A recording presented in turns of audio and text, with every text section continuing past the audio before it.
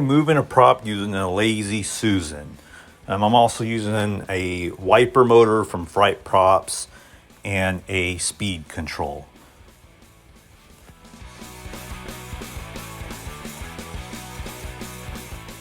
Using a synchronous motor, but it just did not quite do the job. You'll use a tie strap. This is usually around 16 inches.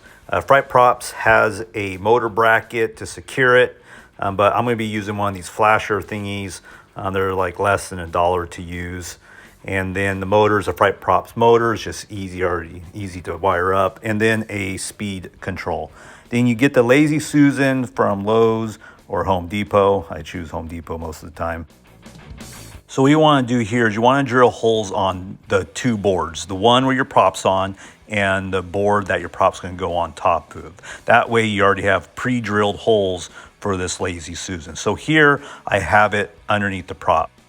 And then you want to put the screws underneath the prop, stick it up, because what we're going to do is we're going to align it to the holes that we made to the board that was going to be going on top of. So here's underneath the prop, and here is the holes that we drilled prior so we could line it up. And all we're going to do is, just like a puzzle piece, is we're going to stick that bad boy in there. And once we have it in there, we're going to, as you see there, it's sort of secured. So what we want to do is use washers with lock nuts. I'll use lock nuts to put underneath it just so it could secure it in place. And when you have it like that, it will move back and forth, and now your prop's moving with the Lazy Susan. So now the next thing is how we're going to move it, and that is using the wiper motor.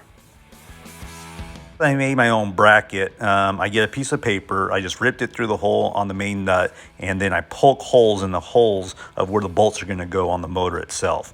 And then I line it on this flasher thing, and I use a red pin, and I mark around the middle, the main screw coming out of there, so I could establish where the motor is going to land. So once I mark it, it will. So that's going to be the main hole right there. That's going to be the main hole. Put the paper up to it to line up to the hole and mark all your other holes. Bam, bam, bam. And now we know where we need to drill. So drill those holes.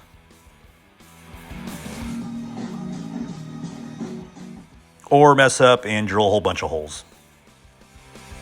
Now we have it on the bracket. We're going to want to use the bolts that come with the wiper and secure it to this little bracket that we made. That way it could stay in place. And this is what it will look like when you have it secured.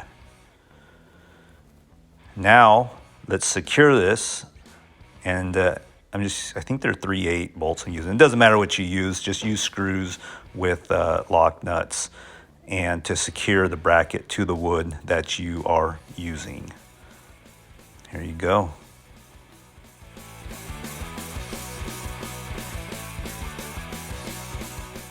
And then you hook up the speed controller, and I made a video how to do it. The link's in the description. So hook that up, and then you want to put your tie strap to the motor.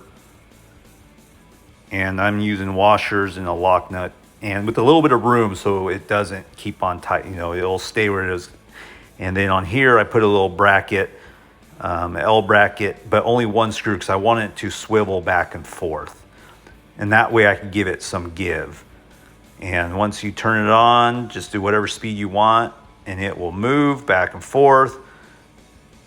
And there's how you make it turn.